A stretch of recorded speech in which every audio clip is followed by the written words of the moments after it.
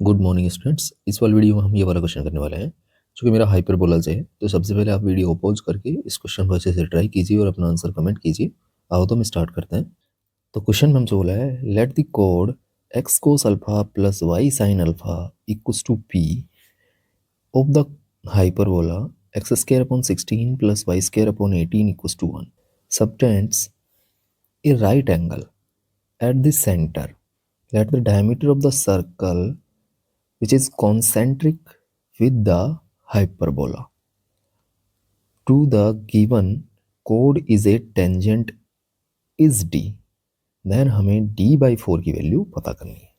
ठीक है, हमें इस क्वेश्चन में बोला है कि ये जो हमारा हाइपरबोला है x square upon 16 minus y square upon 18 equals to 1, इसकी एक कोड है x cos alpha plus y sine alpha equals to p. ठीक है, और जो इंटरसेक्शन पॉइंट है अगर उसको मैं सेंटर से ज्वाइन करा दूं, इस हाइपरबोला का जो सेंटर है वो मेरा है 0,0।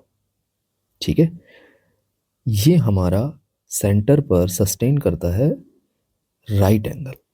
ठीक है, तो ये हमारा एक्स एक्सिस हो गया एंड ये वाला वाई एक्सिस है। हमारा जो हाइपरबोला है वो एक्स एक्सिस पे बनेगा। ठीक है, कुछ इस तरह से। इसके बाद ये हमारी कोई कोड हो गई। ठीक है, ये वाली कोड x cos alpha plus y sine alpha, x cos alpha plus y sine alpha equals to p. इसके जो इंटरसेक्शन पॉइंट है हाइपरबोला के साथ, इनको मैंने सेंटर से ज्वाइन करा दिया। ये सेंटर है हमारा ओरिजिन। ठीक है, तो यहाँ पर एक कॉन्सेप्ट होता है इन दोनों लाइंस का, ये जो ज्वाइनिंग लाइन है इनका इक्वेशन फाइंड करने के लिए। ठीक है, इनका पेयर ऑफ इक्वेशन फाइंड करने के लिए।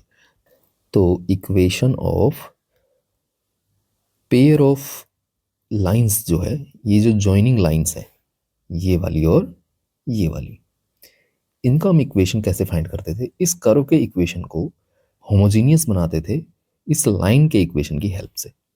ठीक है, तो यहाँ पर हम क्या करेंगे, इस लाइन की हेल्प से यहाँ 1 की वैल्यू निकालेंगे और इस 1 की वैल्यू हम यहाँ पुट करेंगे स्क्वायरिंग के साथ।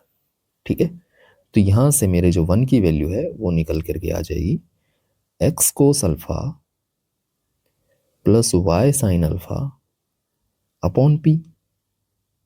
ठीक है, और इसको हम कर्व के अंदर पुट कर देते थे, तो इससे हमारा ये जो कर्व है या हाइपरबोला का जो इक्वेशन है ये होमोजीनियस बन जाएगा। तो ये बनेगा अपना x square upon 16 minus y square upon 18 equals to x cos alpha plus y sine alpha upon p, और इस पूरे का होल स्क्वायर। ठीक है, इसके बाद बोला था कि जो पेयर ऑफ स्ट्रेट लाइन है ये हमारा सेंटर पे राइट एंगल बनाती है। ठीक है, तो यहाँ से हम इसको थोड़ा सोल्व करते हैं। तो ये बनेगा अपना x square upon 16 minus y square upon 18 equals to x square cos square alpha upon p square plus y square sine square alpha upon p square and plus 2xy sine alpha cos alpha upon p square. ठीक है, इसके बाद सबको उठा के मैं left hand side में ले आ रहा हूँ और एक्स स्क्वायर के टर्म को अलग कर रहा हूँ। तो ये बनेगा 1/16 minus cos square alpha upon p square and minus के 2xy sine alpha cos alpha upon p square. इसके बाद जो वाई स्क्वायर वाले टर्म है इनको भी एक साथ कर लेता हूँ और वाई स्क्वायर को कॉमन ले लेता हूँ। तो ये 1/18, ये नेगेटिव उधर जाके नेगेटिव मैंने कॉमन ले लिया, तो ये प्लस का हो जाएगा sine square alpha upon p square. ठीक है, इक्वल्स टू 0। तो ये हमारा homogeneous equation of pair of line हो गया। तो इसको हम कंपेयर कर सकते हैं a x square plus 2h(xy) plus by square से, ठीक है, इक्वल्स टू 0। और इसके बाद मालूम है हमें, अगर ये pair of straight line perpendicular हैं तो इसके लिए कंडीशन होती है कि a प्लस बी की वैल्यू मेरी क्या होगी, 0 होगी। तो यहाँ से जो a की वैल्यू आएगी वो आ रही है 1/16 minus cos square alpha upon p square, and b की वैल्यू आ रही है माइनस के 1/18 plus sign square alpha upon p square, ठीक है। तो इन दोनों का सम मैं 0 कर देता हूँ।